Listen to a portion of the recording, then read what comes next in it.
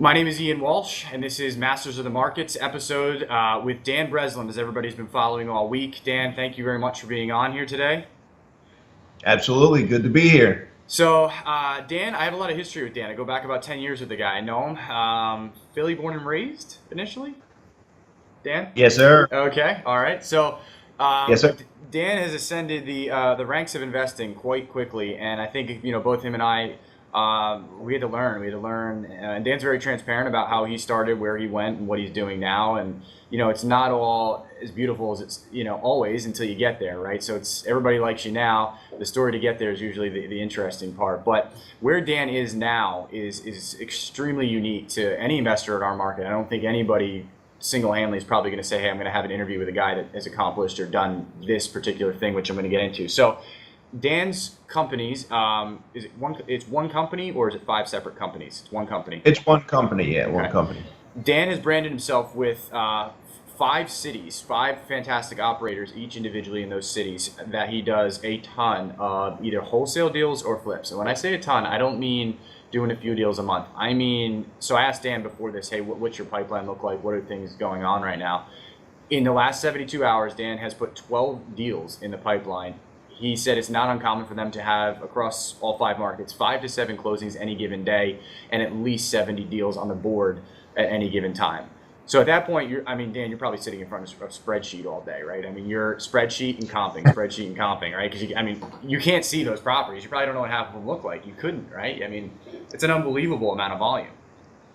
Yeah, Podio has been an instrumental key for us developing our system. And Podio, if there's any investors who don't already have Podio set up, especially in the wholesale thing, it's free. You can get in there, you can dig around, and you can put together an elementary setup that will, once you master that system, as we have all across all those markets, it's just been great for us to keep track of the communication pieces and the information bits on 70 deals that are on a contract. We're talking about thousands of leads, all across the country in that system now that are in various points of negotiation that we're able to now keep moving forward as a result of being able to use Podio. So I can't speak highly enough of it. Got to be organized. I've heard multiple people talk about Podio. I mean, honestly, when you put a system in play, especially, so most wholesalers, and there's nothing wrong with doing 1 to 4 to 5 deals a month, and you're still making a pretty good, chunk of change. But when you're starting moving around 70, 50, 60, 40 deals a month, whatever, and it's crazy numbers, you have to have a really good system in place and be highly organized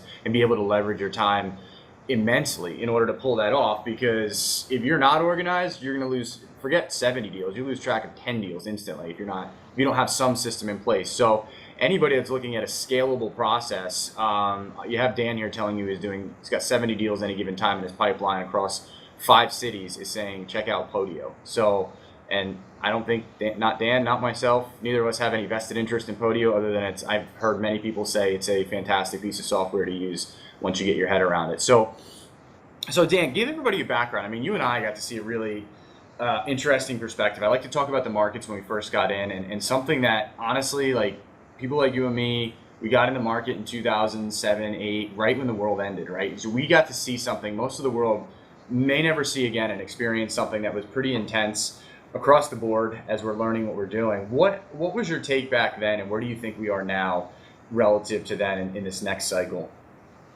I think that we are, back then I didn't realize how foolish it was. And I just remember the feeling in 2006 when I got in, I'm like, there's no way these properties are worth this kind of money. And I'm like putting the deals together and we're making money and things were great. I was unprepared for the market crashing. I really didn't have, just I guess the base of experience. So I kind of, personally took a dip and crashed with the market. And then in 2011 and 12, I started to fight my way back, ever so slowly. And the market's gotten better since then. But one of the things that, every month on my podcast show, I have an economist who's studying a lot of numbers, from interest rates to the price of oil to the price of construction supplies. A lot of these variety of things in a variety of different industries and places to keep an eye out for where danger may be lurking. But one of the things that is repeated over and over on our monthly market update episode is that the housing starts during that 2008 to 2012, even recently as 2014, nationally, the housing starts, there just weren't enough creation of new households. So we don't see the same potential overbuilding boom that we had a few years back that really was partial to, contributing to that downfall in 2007, 2008. So, there's still some good underlying fundamentals. People have jobs. People are still buying houses. Houses are being formed. The millennials are coming into an age right now where they're going to start getting married, even if it is a little later than like their previous generation got married, start having kids, start wanting to buy the houses and settle down and just become a little more financially responsible. So when you look at the population, at a whole, the numbers don't look super bad to see some kind of like catastrophe like we saw in 2008, 2009. Interest rates are ticking up. I'm not a fan of buying properties that are, worth $1 million, although I did just buy my own personal residence that I'm going to renovate, and it will allegedly be worth $1 million. I don't think Nice. it's going to be, because I think the market's going to like tick down by the time Okay. I'm bearish on that market there, but the woman who helped me find that deal and put it together, because it's a little outside of my own comfort zone or what I normally do. We're normally playing in that $200,000, $300,000, $400,000 space. But I'm going to renovate this old house and do a duplex single family conversion in Evanston, Illinois. Architectural plans. We're talking like large, expensive rehab and everything. But I feel like that thing, when the interest rates tick up, could go from her alleged $1 million to like more like I'm building a deal on like 850 or something like that. Like your numbers, basing your numbers Yeah. 850? Perfect. 850. She's out of her mind. She's thinking that it's $1 million. I'm like, we're at settlement just yesterday. I'm like, no, it's not $1 million house. You're out of you're completely. Yep. But I'm not in that space, so I don't know if people would buy that or not. But I feel like as the interest rates tick up, the higher dollar price point, and we've already seen a lot of slowing in a lot of the higher end neighborhoods. Certainly here in Chicago and the Lincoln Park area and some of the other areas around the country still hold strong, but like California as an example is kind of backed off a little bit. So I don't like the high price points, and I wouldn't do that deal that I'm moving into as a flip for those reasons, because I just feel like there's more risk there when you get into the higher price point with interest rate changes and the economy even fluctuating a bit. Yeah, I mean, with what I do, it's very impacting on, on interest rates every day is what I deal with. And, basic math on that is money becomes more expensive. If you can afford $1 million house now and money's more expensive because their interest rate goes up, you can't afford that same person can't afford the $1 million house. So your buyers are reduced, and now, like you said, it's the house is 900, 850, whatever it is. So it's interesting if you base your numbers on the 850, because I do the same stuff when I look at certain price points. I say, yeah, maybe I see the comp, maybe your lady sees a comp at $1 million, but you're like, if I'm sitting in this thing for a year, and that market dips, am I going to be underwater by 150 grand, or am I going to base my numbers on the 850 versus the $1 million or whatever that number is? And I usually, if I'm a year out on a high price point item, I'm probably looking at a comp that doesn't exist, so to say. I'm saying, no, this is going to be, if I'm looking at a 15 or 20% drop to soften the market, I've still got to be in a position to liquidate at that moment. So effectively, that sounds like kind of what you did on your own place to understand, to back your own numbers into it. So that's interesting. What are you guys doing moving forward? Like, how are you adapting? What are you seeing in the wholesale world? It's really neat that you're in 5 cities, because you get to see like a spectrum of a bunch of different cities and what's going on in them. So like, how moving forward, what are you guys seeing coming in the market in terms of adjusting your wholesale business? I don't know that there's really an adjustment in the wholesale business, so I could rank the cities that I'm in. I'd say Atlanta is number 1. That's the hottest market right now that I'm currently operating in the country. They have great population demographic. People are moving there. They have the Beltline project going on, which is like really exciting. It's a trail. It's a glorified biking trail, but it connects neighborhoods in Atlanta in a way that they've never had access to, and a lot of people and a lot of money have gotten behind it. There's really cool restaurants, beer gardens, etc. And even more, not just in that Beltline area, but in a lot of other neighborhoods too in Atlanta. Mm-hmm. A lot of high-paying jobs, job growth. So like the demographics just favor growth in Atlanta, and the real estate investors are buying accordingly there. So Atlanta's hot. I would say behind Atlanta, we probably have Florida as a hot market. So Florida's vibrant, although we just don't see a large number of deals. The population numbers there are significantly smaller than in Atlanta or Philadelphia or Chicago market, so we just see less deals there. And then behind that, I'd say Philadelphia is probably the hottest, maybe equal in heat that we have in the Florida market. So just a general Philadelphia and the surrounding areas, not including Jersey. Jersey's like a slightly softer market. And then we'd have Baltimore behind Philadelphia, slightly in heat, although we have some hot neighborhoods there, but it's the same thing. It's just a smaller There's a smaller number of households in that Baltimore area, so we've expanded to like the DC, DMV. We're starting to do some marketing there and see some, really higher price homes come through the pipeline. So I'm excited to see what type of development opportunities develop out of that. And then behind that is Chicago. Chicago's a vibrant city. There are a few hot neighborhoods. There's a lot of stuff that does sell in Chicago, but the attorney culture of the closings and the general distrust of buyers and anybody of each other to do business has been a very big challenge to overcome. High transaction costs. It's been like, it's such a challenge. So many deals we put together fall apart. I just don't deal with that same level of like resistance for the deal to actually get the settlement in Chicago. We're making money in Chicago. We're making deals. A lot of people, I'm sure, are making, a lot of good deals and making a lot of money. And I think that, our business model was created for the Philadelphia market, and I'm probably used to doing deals a certain way and at a certain price point. So maybe the opportunity for, doing larger deals exists in a place that I'm just like blissfully blind or unaware, like the $1 million deal. So that woman who sold me this deal, she does 4 or 5 of those a year, and she's making $300,000 on each deal. Wow. So she's making, $1 million off her 3 or 4 deals that she does in the course of the year. In a totally different price point. Like, if I signed that deal that I have in a contract that I bought, I could have made $25,000-$30,000 and sold to the next guy. But, someone like her who does the deal actually all the way through, even if she does 3 or 2, she's still, $500,000 for the year. Just a lot of money on a couple transactions for sure. That's really interesting. So what do you mean in Chicago? Like, you're saying that, is it like so North Jersey or New York market has that kind of reputation? Is it like that? You're saying that like the red tape, or it's just the people in general are just difficult? What do you I think it's the attorneys who are always taking an attitude, especially because we're wholesaling. It's not the conventional type of business on top of that. So that has proven to be a bit of a challenge. And then just in general, it's just hard. It's like the attorneys are trained to punch holes in the deals, and we were completely spoiled in the Philadelphia market. It's rare that anyone brings an attorney to settlement in. Never.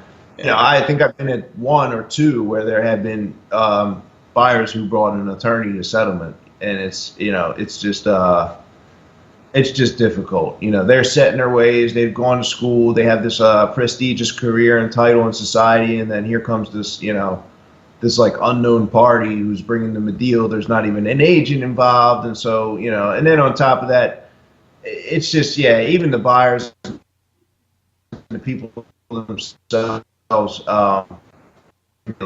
challenging here. They're walking away from deals, killing deals way more often out here than you see people killing. It's not like I'm just complaining about the one market I'm in. This is the one that just seems to be the most challenging throughout the country for me. Huh.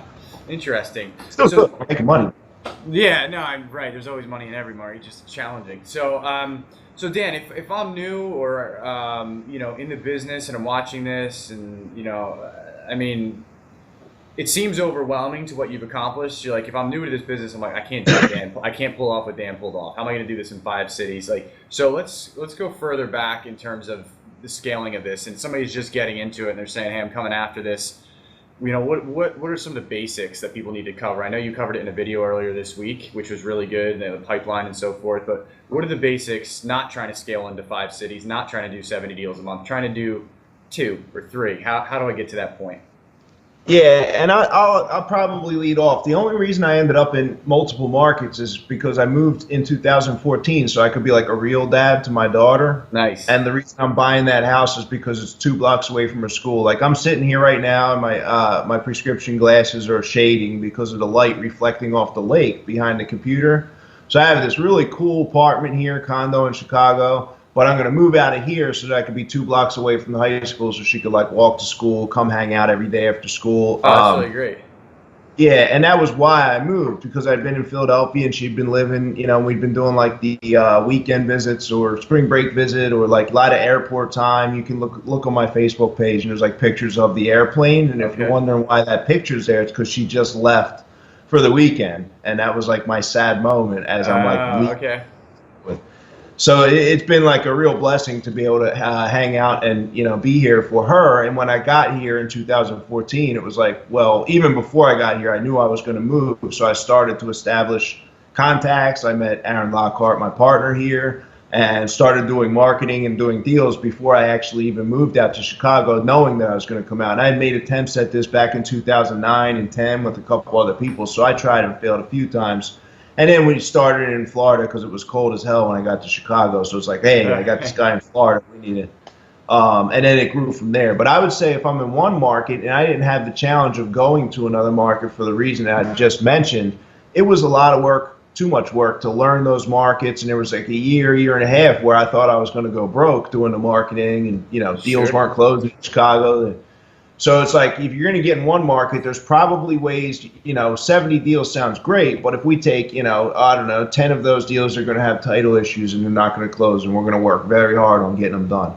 And then another 20 of those deals are probably going to be like smaller deals, $2,000, $5,000, $4,000, which barely cover the cost of the marketing. And then other deals are going to be larger amounts of money behind that. I think if someone's getting into the business, I would focus on spread. I would focus on figuring out a way for me to do a deal where I could make a minimum $20,000 of an assignment fee. I would focus on a neighborhood where I could make a flip and I could make $80,000 on a flip. And I would start training my mind to look for those opportunities where there's like a higher amount of dollar. Because your own person, you don't pay up for 5 people. You have to keep the numbers up in order to just pay for the machine. Whereas, the investor who's coming into the business and just has maybe themselves or themselves and a wife or something of that nature, you can choose from the very beginning to go after a quality deal rather than a quantity of deals. So that was like one of the lessons, even over the last year here in Chicago. It's like, look, we're doing, I don't know, we had 34 deals or some ridiculous amount under contract waiting to sell. And, we kind of like had this revelation. We're putting out to the universe we're projecting we need all these contracts locked up at any given time, when the reality is it's better to have a smaller number of higher quality contracts that we're actually going to sell, number one, and number two, sell them at a higher profit. And when they're quality contracts, you have a better opportunity or a better chance of getting them settled. And everyone's like more cooperative when it's a property in a higher ARV that you happen to get the deal locked up. So, if anything I can impart, we find a way to do a smaller number of deals with larger amounts of profits. That would be like the panacea for me, as opposed to like I need to do 10, 20 deals right from the beginning. It's interesting you say that. We always say, and when we're lending and so forth, we don't do a deal just to do a deal, because there's a real cost associated with doing a deal that a lot of people underestimate as well. So those 20 deals to do, that takes time, effort, transactional costs, and so forth. Whereas if you focus on the quality, I'd way rather do 5 deals and make the same amount of money I would on 15.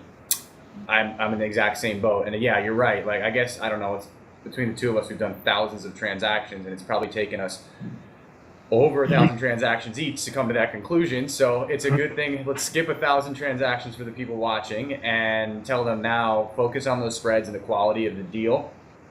Make sure you know how to execute when you have them. You don't want to have something fall apart when you got 50 grand sitting on the table you can make in 30 days. But the quality of you and your ability to execute. But when you have it in front of you, for sure, don't start running around doing deals for $1,000 each. This sounds crazy, but if you did 100 deals at $1,000 each, you probably lose all that money. You probably go broke, and then people are gonna be like, "Wait, how's that possible? It's $100,000." Just trust building that business to get to that point. You're not making money. You got to have those spreads, whether it's wholesaling, lending, flipping.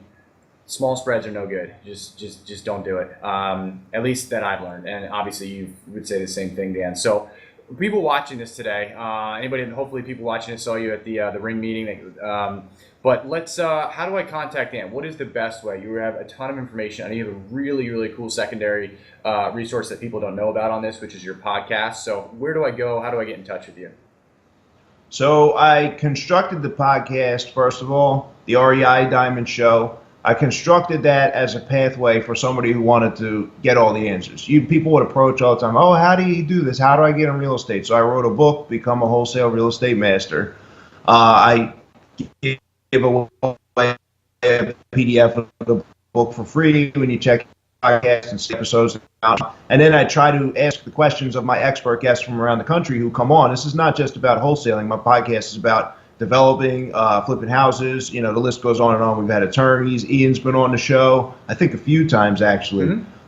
So we construct that, and that's made as a roadmap for somebody who's getting started. It's not a step-by-step, but it's definitely a mindset developing strategy that we use through that podcast and through each episode. We also have access to a few of the networks, you know, networking events like the Ring Meeting in Philadelphia. We hold a Ring Meeting in Atlanta. We hold a Ring Meeting in Chicago. We also have links to get to each of the deal sites. And then also, if you have a deal for sale in one of the cities where I operate, there's a place for you to submit that information as well. So you can go to www.reidiamonds.com and just pop your email in there. You get tons of cool stuff, and keep an eye out for the episodes. Perfect. REIDiamonds.com. Most likely, if people are watching this, they got it through an email. So take that email address, go there, put it in, and I can tell you, not because I was on the show, but because the other podcasts are high quality. Dan comes in, asks good questions. You can tell he cares about the questions he's asking for sure, in terms of the quality of the answers that he's looking for. Because I could tell when he was asking, they weren't just, honestly, some of them, they weren't questions for the audience. They were questions you were asking to find out. You wanted to know answers too, which is really what you want when you're dealing with somebody else who's experienced in the business, because they're going to ask questions that everybody can benefit from, rather than, you know, how do I assign a contract? You know, that's not the depth of question you're really looking for. You're looking for the stuff that Dan asks. So it is a really good podcast. Some really good resources on it. So I'd recommend checking that out. And as everybody knows, I'm Ian Walsh of Hard Money Bankers. You can find me on Facebook. Email me, ian@hardmoneybankers.com. A lot of people already know that from getting this email. But so thanks a lot, Dan. I appreciate it. Enjoy Chicago. It's really awesome, the stuff you're doing with your daughter and moving closer. And I'll be, by the time this video comes out, I'll have seen you already. So catch you Wednesday, man. Cool. Thanks, Ian. Appreciate you having me on. You got it.